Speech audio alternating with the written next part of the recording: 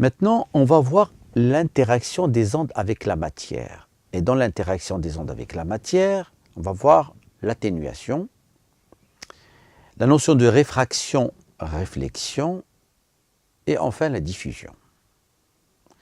Alors l'atténuation est donnée par la formule suivante, I transmise égale à I0 exponentielle moins mu L, où L c'est la distance à la source, I0 c'est l'intensité initiale, mu le coefficient linéaire d'atténuation qui dépend de la fréquence. Alors si on regarde la courbe suivante, on voit bien que l'intensité ultrasonore décroît plus rapidement dans les premiers centimètres qu'en profondeur. Alors pour qu'il y ait la formation de l'image, il faut que la fréquence des ultrasons, par exemple pour une fréquence des ultrasons entre 2,5 et 3,5 MHz, nous avons une profondeur d'exploration maximale supérieure à 15 cm. Pour une fréquence des ultrasons de 5 MHz, nous avons une profondeur d'exploration maximale de 10 cm, et ainsi de suite. Si c'est entre 10 et 12 MHz, la profondeur d'exploration maximale est entre 2 et 3 cm. Alors, l'amplitude d'oscillation des ondes sonores, on avait dit, décroît avec la distance. Il en résulte une atténuation évidente des ondes à mesure qu'elles traversent les substances. Donc l'intensité I d'une onde varie selon une loi exponentielle. I égale I0 exponentielle moins mu x, où x est la distance en mètres traversée par un son et un ultrason dans une substance. I0 est l'intensité initiale en watts par mètre carré, et mu c'est le coefficient d'atténuation de la substance traversée en mètre moins 1. Donc nous allons appliquer cette formule dans les exercices que l'on va voir ensemble dans les travaux dirigés. À titre d'exemple pédagogique, un ultrason traverse un muscle sur une longueur de 4 cm. Si le coefficient d'atténuation des ultrasons dans un muscle vaut 3,3 cm, moins 1, calculez l'intensité relative des ultrasons qui ont traversé cette distance dans le muscle. Donc pour cela, nous avons besoin de la formule I égale I0 exponentiellement mu x. On peut tirer l'expression de I sur I0 qui est égale à exponentiellement mu x. Mu, nous l'avons, c'est 3,3 cm à la puissance moins 1. Le x, on l'a, c'est 4 cm. En faisant le calcul, on arrive à un IR qui est égal à moins 57,3 décibels. Alors, quand une onde incidente traverse une interface, nous avons une onde transmise et une onde réfléchie. À partir de là, on peut définir ce qu'on appelle le coefficient de réflexion. Alors, le coefficient de réflexion est donné par Z1 moins Z2 sur Z1 plus Z2 le tout au carré, où Z, c'est l'impédance acoustique qui traduit la résistance d'un matériau au passage du son, de manière tout à fait analogue à l'impédance électrique. On va admettre qu'elle caractérise un milieu, mais en fait, sa valeur peut dépendre de nombreux paramètres, comme gradient de température, de densité, etc. Alors, on peut donner une forme mathématique de l'impédance acoustique qui peut s'écrire sous forme de la masse volumique du milieu fois la vitesse de l'ultrason dans le milieu.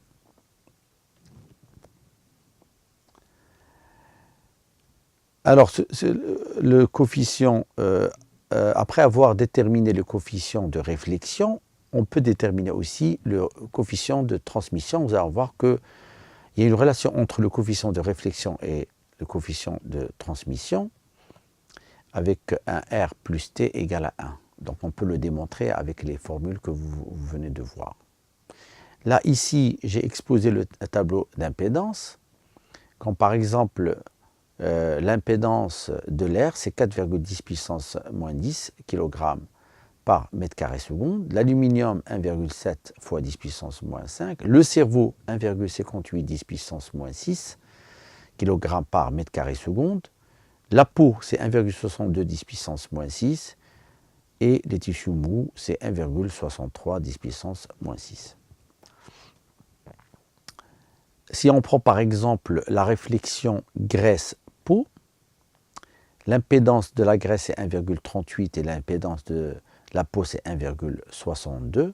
Si on applique la formule du coefficient de réflexion, ben on va trouver que Z R est égal pour la réflexion graisse-peau est égal à 0,489.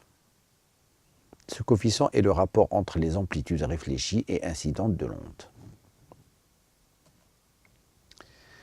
Un autre exemple de réflexion maintenant, R-peau. Dans cet exemple, les ultrasons se réfléchissent à 99,9%. L'amplitude transmise est quasi nulle. Impossible alors de faire pénétrer les ultrasons à l'intérieur du corps humain de cette manière.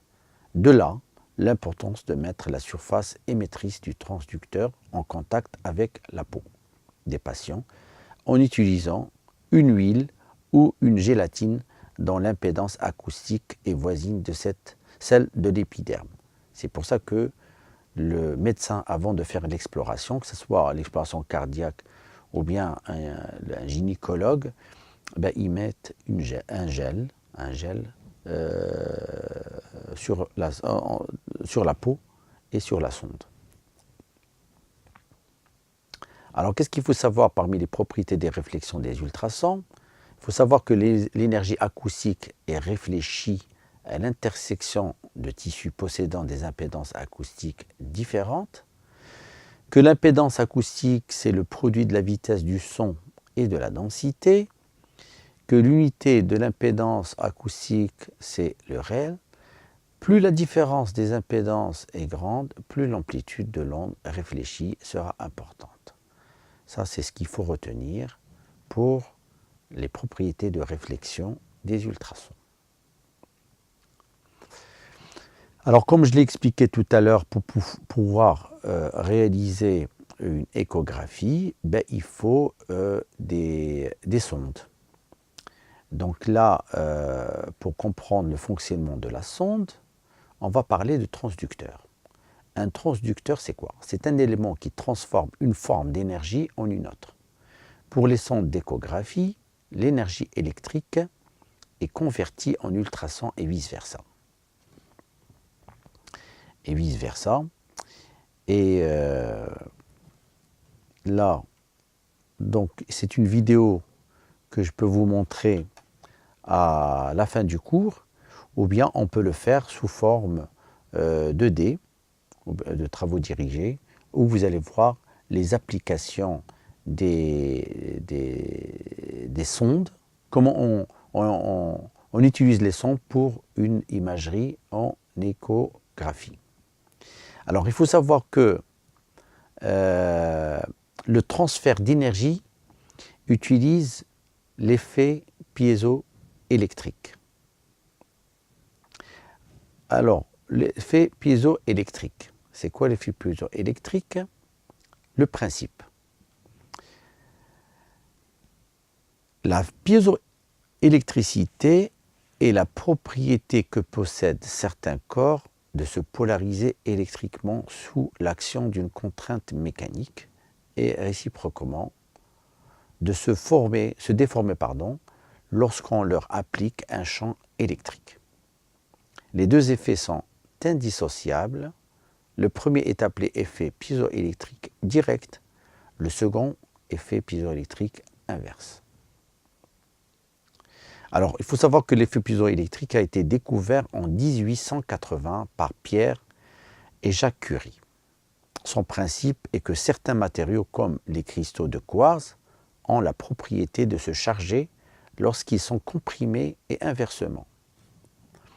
Les transducteurs contenus dans les sondes d'échographie sont généralement des céramiques de plomb zirconate de titane, donc avec une formule PZT. Alors là, dans cette diapositive, la diapositive montre le principe de fonctionnement de la sonde.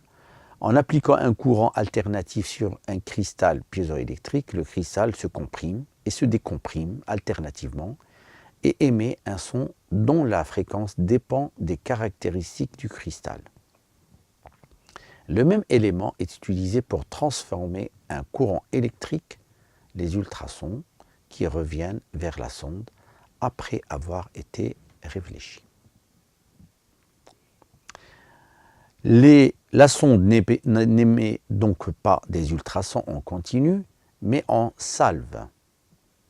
Pendant le reste du temps, la sonde est à l'écoute pour capter les ultrasons. La durée des salves est très courte, de l'ordre de quelques microsecondes, et correspond à l'émission de 3 cycles environ en moyenne. La durée de la période d'attente est plus longue, de l'ordre de la milliseconde. La fréquence de répétition du cycle est donc de l'ordre du kHz, ce qui donne l'impression d'une imagerie en temps réel. Donc à partir de là, bien entendu, on peut mesurer des distances en utilisant aussi la valeur de la vitesse du son qui est égale à 344 mètres par seconde. Et ce qu'il faut savoir, c'est que le faisceau ultrasonore possède 2 zones. La zone de Fresnel et la zone de Fraunhofer. Alors c'est quoi la zone de Fresnel? C'est un cylindre. Son étendue dépend du diamètre du cristal, de la fréquence d'émission et de la célérité. Donc vous voyez, c'est une forme mathématique qui dépend du diamètre de la source, de la fréquence et de la célérité. Par contre, la zone de Fraunhofer, c'est un conique, elle est plus éloignée de la source. Le faisceau est divergent selon un angle θ. La divergence est inversement proportionnelle à la fréquence et au diamètre de la sonde. Donc avec un sinus θ est égal à 1,22 c sur d fois f. Maintenant, on va voir les applications biomédicales. Donc on avait parlé de l'échographie. Donc dans l'échographie, les cardiologues, par exemple, utilisent l'échographie, et les gynécologues, les gastro-entérologues pour faire des explorations d'organes. Alors, les effets biologiques des ultrasons. Alors, les effets biologiques, on va citer 2 effets, l'effet thermique et l'effet mécanique.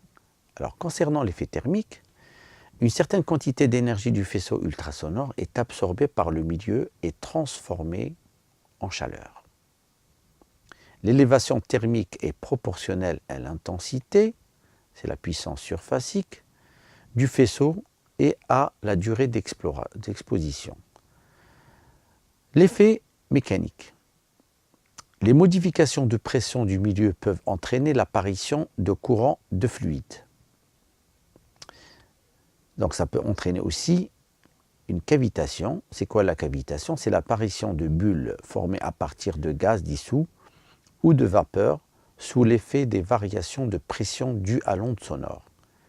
La cavitation survient pour des valeurs élevées d'intensité. À des niveaux d'intensité très élevés des ultrasons, la cavitation peut être responsable d'une dissociation de l'eau avec production de radicaux libres H et OH. Ces effets biologiques surviennent pour des intensités très supérieures à celles utilisées dans le domaine diagnostique. Ils peuvent se produire pour des intensités supérieures à 1 watt par centimètre carré. Les appareils utilisés en diagnostic ont des intensités maximales de 0,01 watt par centimètre carré à 2 MHz, contrairement aux radiations ionisantes, qui peuvent avoir des effets biologiques même à faible dose, les ultrasons sont parfaitement inoffensifs en dessous de 1 watt par centimètre carré. Donc la prochaine partie des ultrasons va concerner le Doppler et vous allez voir comment ça fonctionne.